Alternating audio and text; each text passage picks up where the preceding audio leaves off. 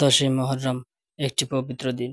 এদিনে শিয়া, সুন্নি, তাজকিয়া সম্প্রদায়ের লোকেরা পুরান ঢাকার ঐতিহ্যবাহী হসনিয়া দালান বা ইমারত থেকে বিভিন্ন ব্যানার, ফেস্টুন, ঘোড়াকে সজ্জিত করে খঞ্জনি ও বিভিন্ন স্লোগানের মাধ্যমে একটি মিছিল বের করে। মিছিলটি পুরান ঢাকার বিভিন্ন অলি-গলি ঘুরে নীলক্ষেত হয়ে জিগাতলীর পার্কের মোড়ে এসে মিছিলটি শেষ হয়।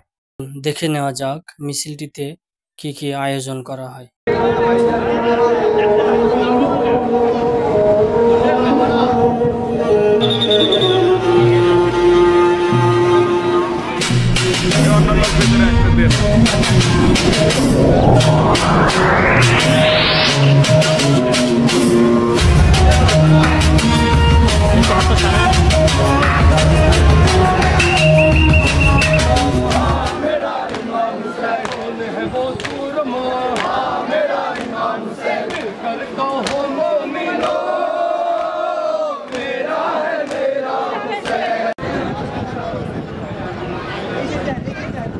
মিছিলটির বিভিন্ন দিক তুলে ধরা হলো এবং আপনাদের দেখানোর জন্য হলো পৃথিবীর জন্ম লগ্ন থেকেই নানা ঘটনা প্রবাহের ঐতিহ্য বহন করে আসছে পবিত্র মুহররম মাস।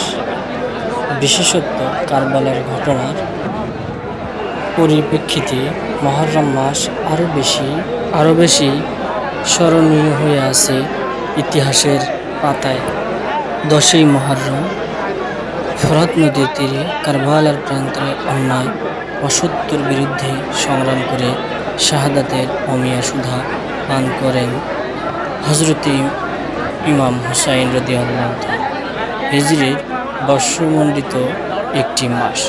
মুসলিম ইতিহাসের এই মাসটি বিভিন্ন কারণে মর্যাদার অধিকারী হয়ে আছে। আসমান জমিন সৃষ্টিসহ পৃথিবীতে অনেক স্মরণীয় ও যুগান্তরকারী ঘটনা এই মাসের 10 তারিখে অতঃপর পবিত্র আশুরার দিন সংঘটিত হয়েছে। মুহররম মাস সংশ্লিষ্ট 20টি ঘটনার সংক্ষিপ্ত শিরোনাম তুলে ধরা হল। আকাশ, জমিন, পাহাড়, পর্বত সহ সবকিছু সৃষ্টি করেছেন মহান আল্লাহ তাআলা 10ই মুহররম বা আশুরার দিন। আদিপিতা হযরত আদম আলাইহিস সালামের সৃষ্টি এই 10ই মুহররম। নূহ আলাইহিস সালামের মহাপ্লাবন শেষে জুদি পাহাড়ে অবতরণ। জাতির পিতা হযরত ইব্রাহিম আলাইহিস সালাম নমরুদের প্রজ্বলিত অগ্নিকুণ্ড থেকে মুক্তি দান করেছে এই 10ই মুহররম। দীর্ঘ 18 বছর রোগ ভোগের পর হযরত আইয়ুব আলাইহিস সালামের দুরারোগ্য ব্যাধি থেকে মুক্তি লাভ। হযরত সুলাইমান আলাইহিস সালামকে পৃথিবীর রাজত্ব দান করেছে এই 10ই মুহররম। হযরত ইউনূস আলাইহিস সালামকে 40 দিন পর দজলা নদীতে মাছের পেট থেকে উদ্ধার করেছে এই 10ই মুহররম। হযরত মুসা আলাইহিস সালাম ফিরআউনের কবল থেকে রক্ষা পায় এই 10ই মুহররম। হযরত ঈসা আলাইহিস সালামের পৃথিবীতে আগমন এবং জীবিত অবস্থায় আসমানে উত্তোলন করা হয়েছে এই দিন।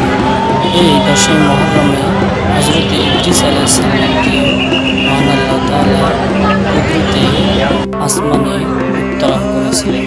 হযরত দাউদ আলাইহিস সালামকে বিশেষ সম্মানে ভূষিত করা হয় এই 10ই মুহররম।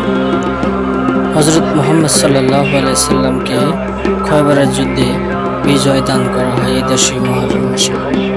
মাদাইন এবং কাদিসিয়ার যুদ্ধে বিজয় অর্জন করে এই 10ই মুহররমে হযরত মুহাম্মদ সাল্লাল্লাহু আলাইহি ওয়াসাল্লাম। হযরত আদম আলাইহিস সালামের জান্নাতে প্রবেশ। হযরত আদম আলাইহিস সালামকে জান্নাত থেকে দুনিয়াতে প্রেরণ এবং গুনাহ মার্জনার পর তার সঙ্গে হযরতে হাওয়া আলাইহিস সালামের পূর্ণ সাক্ষাৎকার লাভ করে এই 10ই মুহররম। হযরত নূহ আলাইহিস সালামকে তুফান ও প্লাবন থেকে পরিত্রাণ প্রদান করে এই 10ই মুহররম। হযরত সুলাইমান আলাইহিস সালামকে হারানো বাদশাহী ফিরিয়ে দেওয়া হয় এই 10ই মুহররম মাসে। হযরত ইয়াকুব আলাইহিস সালাম কর্তৃক হারানো পুত্র হযরত ইউসুফ আলাইহিস সালামের সঙ্গে সাক্ষাৎ লাভ করে এই 10ই মুহররম।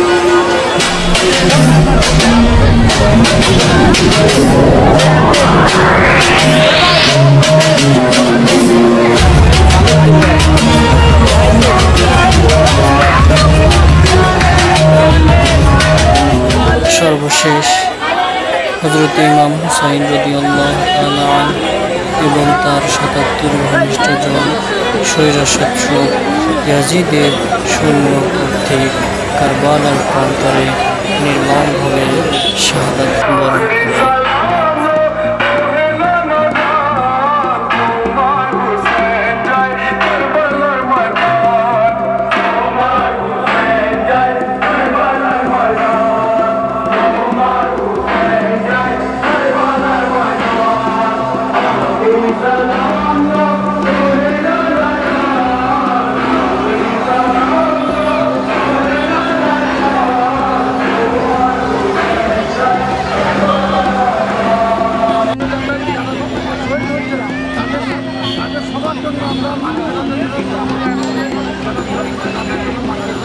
আচ্ছা, আমরা দেখি বিভিন্ন সময় আপনারা এই মিছিলগুলোতে রক্ত ঝরান, আসলে রক্ত ঝরার কারণটা কি? না, আজকে দেখলাম যে এই মিছিলের আচ্ছা, এই মিছিলটা এই 10ই মুহররমটা আপনি কিভাবে কেমন করে নেন, কিভাবে মনে করেন?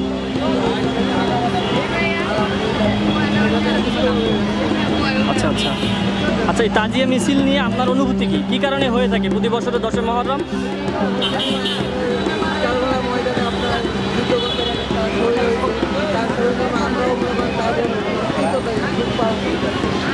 আচ্ছা, ধন্যবাদ। আপনি সাথে আসছেন? আচ্ছা, এখানে আপনাদের মিছিল যে করে আসেন, এখানে আপনাদের শেষ গন্তব্যস্থল হিসেবে কোনো মাজার বা কোনো মসজিদ এমন কিছু আছে কি? আচ্ছা, ও নামাজ পড়ে, এটা কোন নামাজ পড়বেন? এটা কি আসলে আসরের নামাজ, না আপনারা জোহর আসর একসাথে পড়বেন? তাছাড়া আরও অন্য কোনো নফল ইবাদত আছে?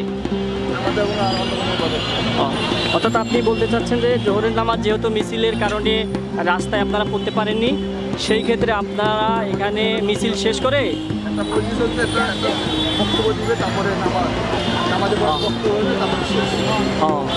তো বক্তব্যটা কোথায় হবে? পার্কের ওই কর্নারে। এই বক্তব্যটি কি আপনাদের তাজিয়া সম্প্রদায়ের ইমাম দিবে? আচ্ছা আচ্ছা, ধন্যবাদ। আমরা তাজিয়া সম্প্রদায়ের আজ 10ই মুহররমের মিছিলটির শেষ প্রান্তে এসে পৌঁছেছি এবং এক ভাইয়ের সাথে এই 10ই মুহররম নিয়ে কথা বলার জন্য চেষ্টা করলাম। ভাইকে অনেক ধন্যবাদ, যারা লাইভটি দেখতেছেন তাদেরকে অনেক ধন্যবাদ। আসসালামু আলাইকুম রহমতুল্লাহ।